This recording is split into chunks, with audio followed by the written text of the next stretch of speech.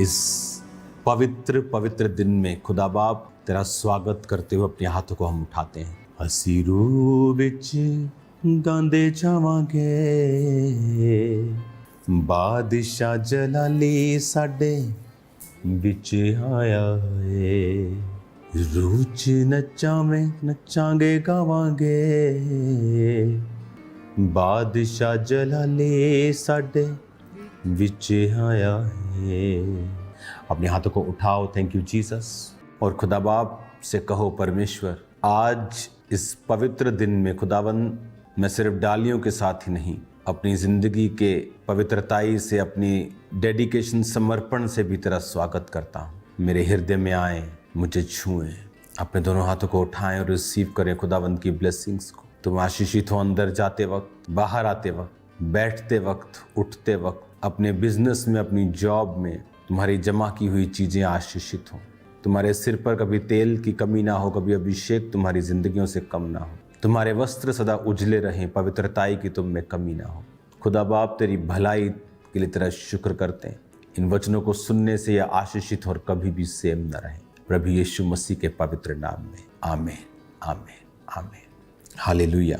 God bless you all. मेरी प्रार्थना है मेरी स्पिरिट में कि आप इन मीटिंग्स को जब अटेंड कर रहे हैं, पाम संडे, होली कम्युनियन की जो मीटिंग है, प्रभु भोज का जो वीरवार है, जो गुड फ्राइडे की मीटिंग है, ईस्टर है, इन मीटिंग्स के बाद आप बहुत बड़े बदलाव को देखेंगे, चेंज को देखेंगे, बरकतों को अपनी लाइफ के ऊपर आता हुआ देखेंगे। मेरी प्रार्थना है कि आप फेवर को पाएंगे। इन मीटिंग्स में आप प्रभु के बड़े कामों को देखेंगे अपनी लाइफ में होते हुए। एक हीलिंग नज़र आ जाती, लेकिन कई बार बहुत बड़े बड़े काम आपकी लाइफ में प्रभु करता है जो नज़र नहीं आते, लेकिन आप उन्हें होता हुआ देखेंगे। आज जब हम इस वचन को पढ़ रहे हैं, मरकुस 11 उसका 1 आयत, यरूशलेम के निकट जैतून पहाड़ पर बैतफगे और बैतनिया के पास जब वो आए, उन्होंने चेलों को 2 कहकर भेजा, सामने के गांव में जाओ, वहां पहुंचकर एक गधी का बच्चा जिस पर कोई नहीं चढ़ा बंधा हुआ तुम्हें मिलेगा। बाइबल कहती वो लादू के बच्चे पे आया, गधी के बच्चे पर आया। जब राजा लोग घोड़े पर आते थे तो युद्ध की घोषणा करते थे। जब कोई गधी पे आता था, गधे पे आता था, तो उसका मतलब शांति होता था। बाइबल कहती जब राजा लोग गधी पे आते थे तो इसका मतलब होता था कि ये शांति का लड़ने के लिए नहीं आए। तो परमेश्वर ने गधी के बच्चे को ही क्यों चुना? क्योंकि वो कह रहा था कि तुम जो राजा समझ रहे हो मुझे, क्योंकि वचन कहता है फरीसी इस बात से चिंतित थे कि सारा जगत इसके पीछे हो गया है। जबकि प्रभु को वोट्स लेने से कोई मतलब नहीं था, उसको इस दुनिया का सरकार बदले उसे कोई मतलब नहीं था। बाइबल कहती जब बड़े बड़े मिरेकल्स प्रभु ने किए और बड़े बड़े जब खाना परमेश्वर खिलाते थे हजारों लोगों को 5 रोटियों 2 मछलियों से, 2 बार ऐसा किया, एक बार 5000 को खिलाया, एक बार 4000 को खिलाया, तो वचन कहता है कि उसे राजा बनाने के लिए लोग पकड़ना चाहते थे।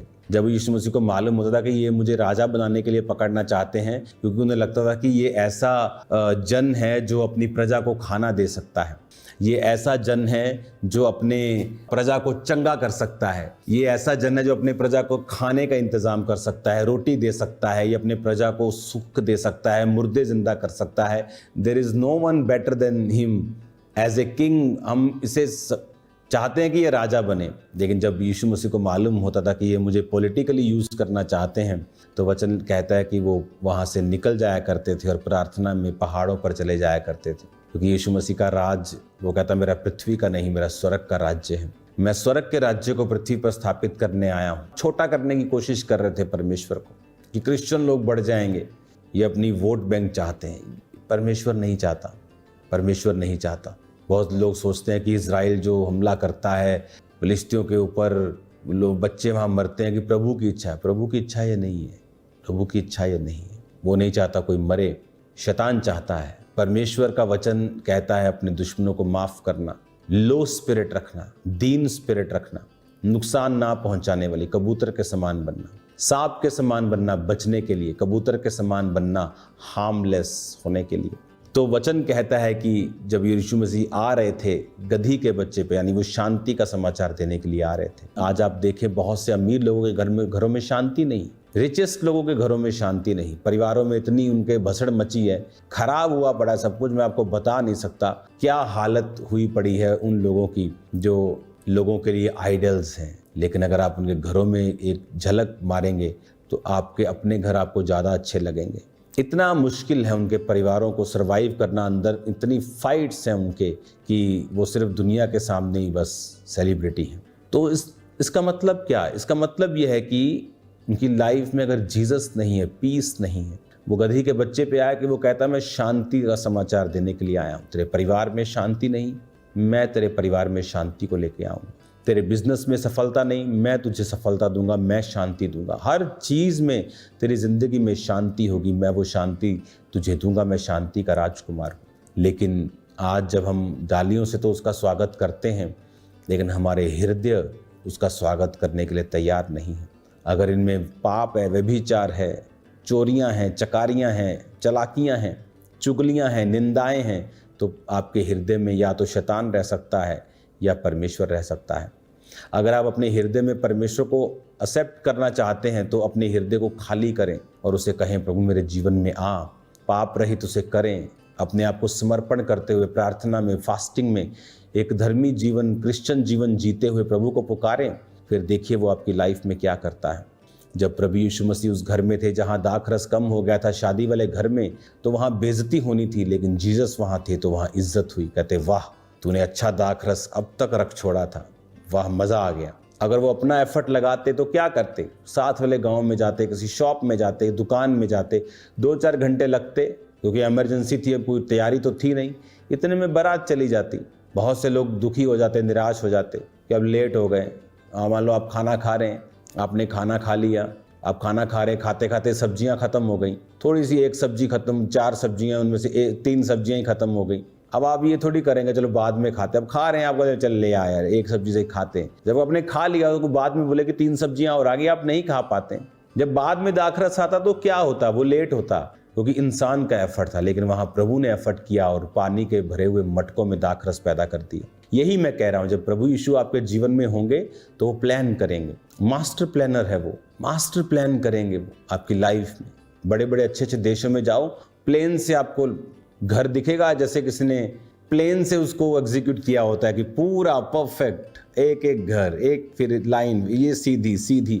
और कई देश ऐसे आप ऊपर से देखेंगे, नीचे देखेंगे, आपको लगेगा कचरा पड़ा हुआ है। आप प्लेन से नीचे देखेंगे, आपको लगेगा कचरा पड़ा हुआ है, इतना खराब लगेगा आपको। लेकिन कई देश आपको, आप प्लेन से देखेंगे, ऐसा लगेगा किसी ने जैसे बड़ी ही सीधी लाइनें मारी हुई हैं। तो परमेश्वर प्लानर है, वो आपकी लाइफ को सीधा करेगा।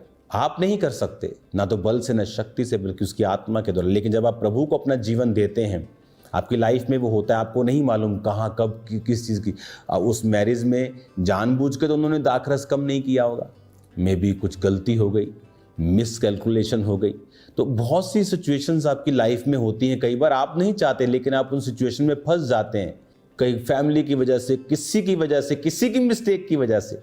और वहाँ पर आपकी अपनी ताकत आपको नहीं निकाल सकती, कई बार आपको परमेश्वर निकालता है। लेकिन अगर वो आपके जीवन में हो ही ना, अगर उस घर में यीशु मसीह होते ही ना, अगर वो उस घर में उनको न्योता ही ना मिला होता, वो आते ही ना, तो जिस घर में वो थे ही नहीं, मिरेकल कैसे होता? आपके हार्ट में वो है कि नहीं?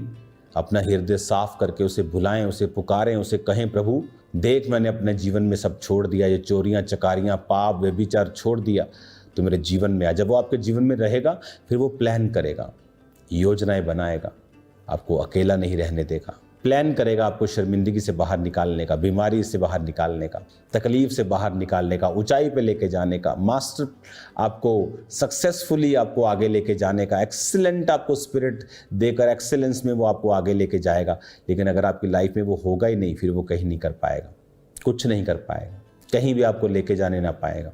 मेक श्योर जीसस आपकी लाइफ में हो। हाथों में तो डालियों के रूप में उसका स्वागत हम कर रहे हैं, मेक श्योर हमारी लाइफ भी प्रैक्टिकली कर्मों से उसका स्वागत करती है।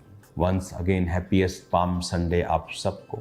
मेरा हृदय आपके साथ जुड़ा हुआ है, सबके साथ, और मैं आपको बधाई देता हूँ आज के बेस्ट दिन के लिए कि प्रभु ने हमें मौका दिया कि हम इकट्ठे हो सकें और प्रभु की महिमा कर सकें। प्रभु आपके संग हों, अपने हाथों को उठाओ, सब बीमारियां आपके शरीर को छोड़ जाएं और आप आशीषित हों। प्रभु आपको ब्लेस करे, वो आपकी हदों को बढ़ाए, सारे इंतजाम करे, बीमारियों को खत्म करे, शैतान आपके जीवन को छोड़ के जाए। आप ब्लेस हों यीशु के नाम में। आमीन, आमीन।